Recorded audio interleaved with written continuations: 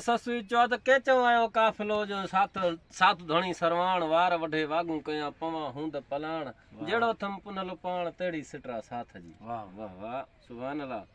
पर अञा जॾहिं ससुई को उस्ताद पुनल खजी वियो सही त पोइ ससुई छा पई चए सही पर शाह साहब चएसि पियो वाह वाह पंहिंजी पर में पुछेसि बि पियो चएसि बि पियो त तोखे कीअं खजी वियो। पोइ उस्ताद ससुई चए पई त मां हुनजी ॿोली न सम्झंदमि चे बरो च दगा करे चाहो पोइ इहा घणी ॻाल्हि आहे। हा बिल्कुलु। पर पोइ असुल पुछेसि पियो छा पिया चवनी चए त चवनि पिया त बिरोफा बात जनी जी कन थांगो रवां थशी बिरोफा बात जनी जी कन थांगो रवां थशी लेड़ा लॼऊं लतीफ़ चए नियाऊं नेशी पुनल परवेशी कयूं वेचारी सां पंध में साईं मूंखे ख़बर न पई इहे ॿोली कयूं पोइ अलाए क्या अचनि। वाह वाह। अञा ॿियो कुझु चवनि पिया बिरोफा जबल रवाई अची वाई वारियाऊं मूंखे मारियाऊं साईं बरो चाणी ॿोली करे। वाह ॿोली जी ख़बर न पई अधरा थी पुनल खजियो सुबुह जो ठम पिड़ खाली।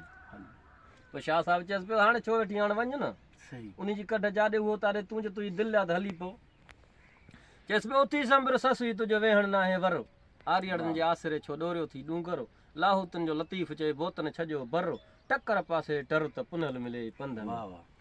ससुई चए पई औखा पंध पहाड़ खे साईं ॿियो जबल खे झाका वेंदसि रहंदसि की न की जे दूर ॾिसूं ॾाका सुहिणी सीर समुंड जी जे कुन कन कड़का पोइ वेंदे कंदसि वाका मन पुनल मिले पंध में। वाह वाह।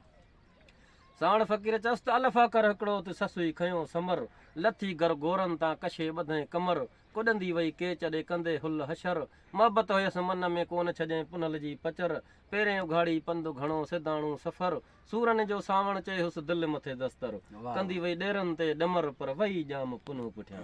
वाह। शाह साहिब चयुसि त वाक़ुफ़ नई वणकार जो ॿियो पाणी खई न पाव वाक़ुफ़ नई वणकार जो ॿियो पाणी खई न पाव हिकु जबल जल दायूं करी थो तिख ॾेखारी ताव लॻे लुख लतीफ़ चए माज़ूर मथाव उते ओॾो आव जिथे हो त हेठि आहियां।